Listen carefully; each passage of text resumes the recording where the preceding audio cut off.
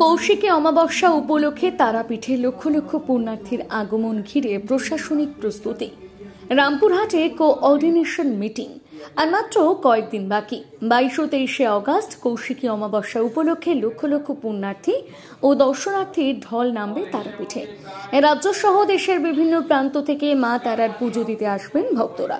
পুণ্যার্থীরা যাতে নির্বিঘ্নে সুষ্ঠুভাবে ও নিরাপদে মা তারার দর্শন ও পুজো সারতে পারেন তা নিশ্চিত করতে আজ রামপুরহাট এসডি অফিসে এক উচ্চ পর্যায়ের কোঅর্ডিনেশন বৈঠক অনুষ্ঠিত হলো। এই গুরুত্বপূর্ণ বৈঠকে উপস্থিত ছিলেন পশ্চিমবঙ্গ বিধানসভা deputy speaker doctor Ashis Bandyopadhyay, Birbhum জেলা পরিষদের সভাধিপতি ফাইজুল হক, মহকুমা শাসক সৌরভ পান্ডে, এফডিপিও গোবিন্দ শিকদার, রামপুরহাট থানার আইসি সুকোমল ঘোষ, তারাপীঠ থানার ওসি বিপ্লব দত্ত, রামপুরহাট পৌরসভার চেয়ারম্যান সৌমেন ভকত, রামপুরহাট 1 ও 2 নম্বর ব্লকের বিডিও অঙ্কুর মিত্র ও অর্ঘ্য দত্ত, 2 পঞ্চায়েত সমিতির সভাপতি মৌহা সাহা এবং সাহারা খাতুন সহ জেলা প্রশাসনের একাধিক গুরুত্বপূর্ণ আধিকারিক ও তারাপীঠ মন্দির কমিটির সভাপতি সম্পাদক। সভা থেকে কৌশিকী অমাবস্যা উপলক্ষে আসা পুণ্যার্থীদের জন্য পর্যাপ্ত নিরাপত্তা, যান চলাচল নিয়ন্ত্রণ, স্বাস্থ্য পরিষেবা, জল ও স্যানিটেশন ব্যবস্থা সহ একাধিক গুরুত্বপূর্ণ দিক নিয়ে দায়িত্ব ভাগ করে দেওয়া হয়েছে বিভিন্ন দপ্তরের আধিকারিকদের মধ্যে।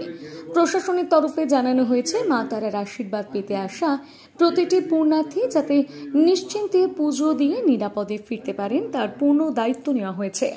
বিভিন্ন দপ্তর আধিকারিকরা উপস্থিত ছিলেন। মানে প্রত্যেককেই গাইডলাইন দেওয়া হয়েছে যে সামনে যে কৌশিকী অমাবস্যা সেটাকে কীভাবে আমরা পেয়ে করবো, কারণ লক্ষ লক্ষ মানুষের সমাগম হয় এই তারাপীঠ মন্দিরে। তাই হোটেল থেকে শুরু করে পর্যটন থেকে মানে যানবাহন থেকে শুরু করে পুলিশ আধিকারিক থেকে শুরু করে মন্দির কমিটি, টিআরডিএ, যে সমস্ত দপ্তর উপস্থিত ছিল সে সমস্ত আধিকারিকদের একটা গাইডলাইন দিলে যে অমাবস্যাটা সুস্থভাবে প্রত্যেককেই সকলকে প্রে করতে হবে, তার জন্য আজকে নিয়ে একটা গাইডলাইন দিলেন। এই কৌশিকী অমাবস্যা নিয়ে সারা বাংলা তথা ভারতবর্ষের বিভিন্ন প্রান্ত থেকে লক্ষ লক্ষ ভক্তের সমাগম। আমরা এখানে যারা আছি প্রত্যেককে টিম বীরভূম হিসাবে কাজ করব। বিভিন্ন ডিপার্টমেন্টের আধিকারিকরা আছেন। আমাদের সকলকে লক্ষ্য রাখতে হবে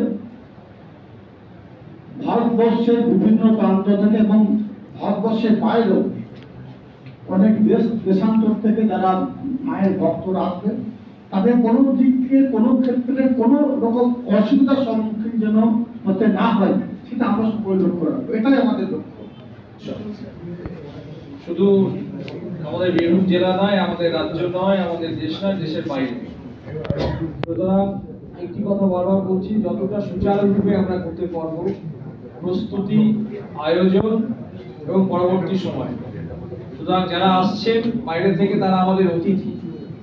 আমরা আমাদের বাড়িতে, আমাদের ভারতীয় সমাজে, আমাদের বাঙালি সমাজে অতিথিদের যেভাবে আমরা যত্ন করি, বরণ করি, ঠিক ওই একই যত্ন, একই কেয়ার নিয়ে কিন্তু আমাদেরকে করতে হবে।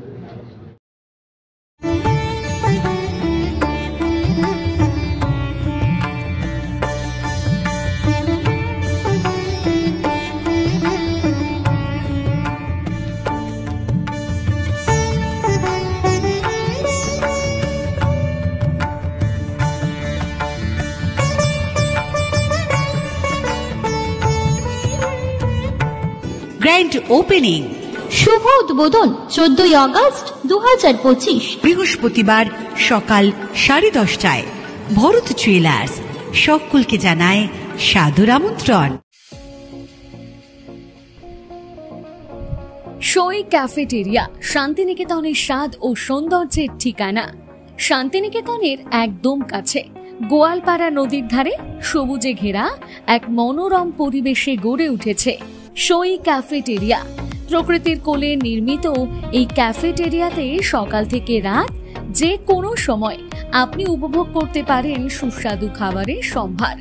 সকালের হালকা ব্রেকফাস্ট হোক বা দুপুরের জমজমাট লাঞ্চ, সন্ধ্যার স্ন্যাক্স অথবা রাতের ডিনার, সবই মিলবে এক ছাদের নিচে। চাইনিজ, কন্টিনেন্টাল অথবা খাঁটি বাঙালিয়ানা খাবারের স্বাদ পেতে এখনই আসুন সই রেস্তোরাঁয়। পরিবার বা বন্ধুদের নিয়ে একবার এলেই বারবার আসতে মন চাইবে।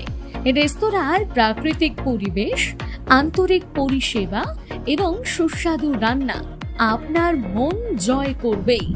আজই পরিকল্পনা করুন শান্তিনিকেতনে এক স্বাদ ভ্রমণের, আর আপনার পরবর্তী গন্তব্য হোক সই ক্যাফেটেরিয়া।